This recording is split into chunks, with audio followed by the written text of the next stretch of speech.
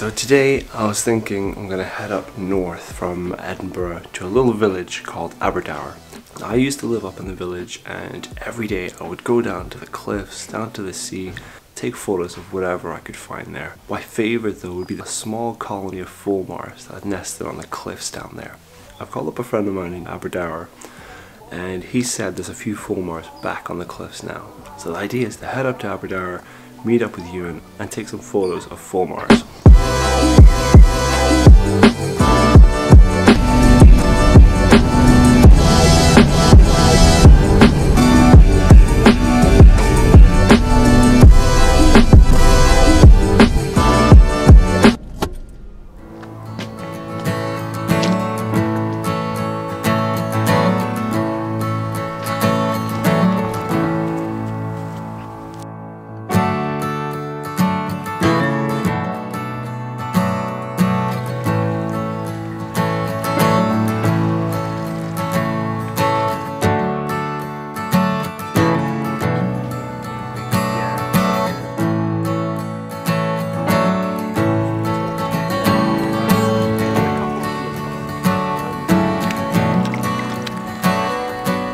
So in this video, I'm doing a lot of what I was talking about last week in the birds in flight video.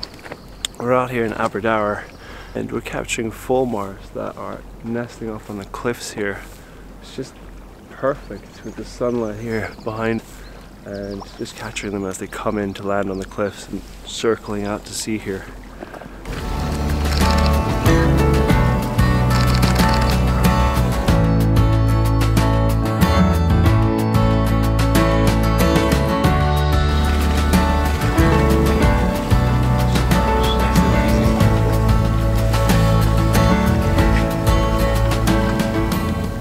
As maybe you know, I'm shooting with the Canon 7D Mark II. Euan here is actually going for a mirrorless camera. And what are you shooting here with? Fuji X-T2 with the Fuji 100-400 4.5 to 5.6 lens. How are you finding the mirrorless? Like, what's some of the benefits you think of the mirrorless camera? Well, I think one of the main benefits is you can see what's going on. You know, what you see is what you get. So you've got a pretty good idea of what the exposure's going to be when you're actually looking through it. Yeah. That's definitely the main plus. I think the mirrorless is improving all the time. This is a sort of previous generation camera, but it's still, I find, more than adequate for birds in flight. Yeah. You may get a slightly better keeper rate with I think it's a newer model of this now, the X-T3. But the autofocus seems to more or less keep up. There's quite a lot of different settings for sensitivity tracking, things like that. And yeah. How are you finding the battery life on these things? I've actually got the grip on it, which gives me an extra 2 batteries. It's not going to be as good as an SLR. So we've been shooting now for an hour and a half, probably something like that. Yeah. And I've maybe gone 2/3 of the way through one of the 3 batteries. So I think that's okay. Yeah, it's not too bad. I probably wouldn't want to be doing this kind of photography without the grip. Yeah. I think you need the grip if you're going to be out for an extended period of time. Yeah, there's extra batteries. Yeah. Nice.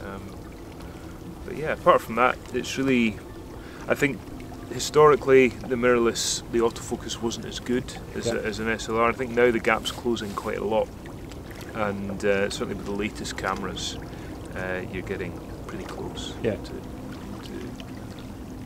SLR yeah, results. because I quite like the. It looks kind of lightweight and nice to take with you. So yeah, I'm quite keen on that. I might make the switch one day. Yeah. We'll show you anyways what kind of photos we both get. If you got some nice ones in there, we'll chuck them up. We'll see.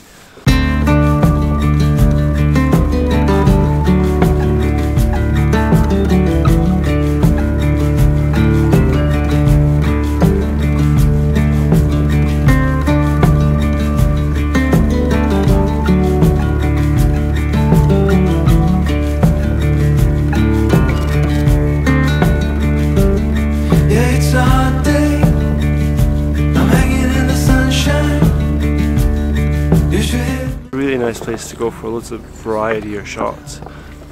early in the morning, just capturing the silhouettes as they're coming in before even the sun was up. And now we're getting that sun kind of backlit on the subject and getting that kind of sun coming through some of the feathers. So it looks quite nice. Alright, let's try and head up top of the cliffs here and get a different angle of these fulmars. You can come on over, we can take the roller coaster. And you know everybody's looking for a ride in the water slide.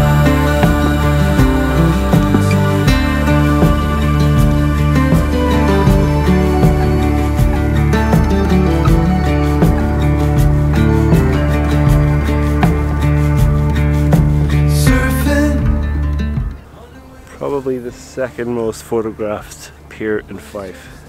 Would you say St. Monan's first, or is that? Sorry? Do you think that's the second most photographed pier in Fife, or the most? I think it's the second. I think Yeah. St. Monan's Yeah. one gets.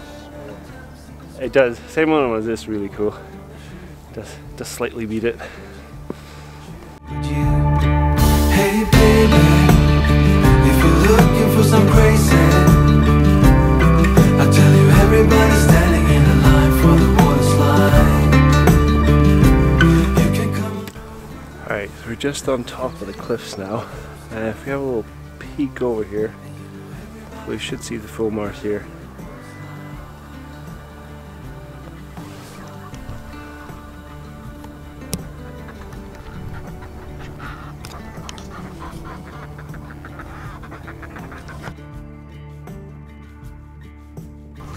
They're actually very close. You might not want to go that close, you might disturb them.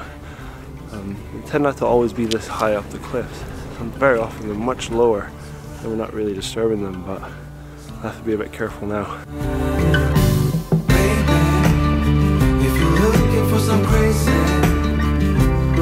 I tell you everybody's standing in a line for the water slide. You can come on over, we can take the roller coaster. So right here on top of the cliff, I'm really trying to just expose for the bird and leave that dark sea in the background just completely black. And every now and then when I get that focus point right, it seems to work out, and you just get that bird coming out of just kind of nothingness. It's quite a cool result.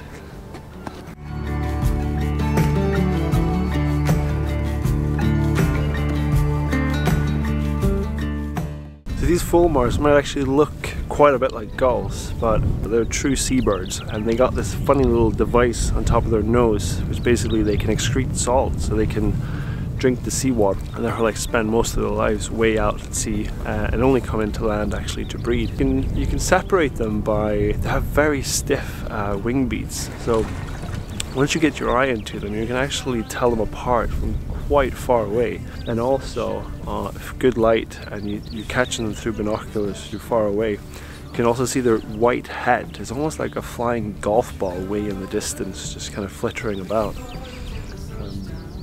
So I quite enjoy photographing them, and right here it's just so versatile of how many different shots you can get, like down there in the morning, come up here a little bit later, try and get them from above. I wanted to get a little bit on while they're actually sitting on the cliffs as well, but since they're so high up, I don't really want to go close to disturb them, so we're just keeping our distance a little bit just so we're not disturbing them while they're on there. Activity for the fulmars has kind of died down now, so I think it's time to call it a day and go get some coffee.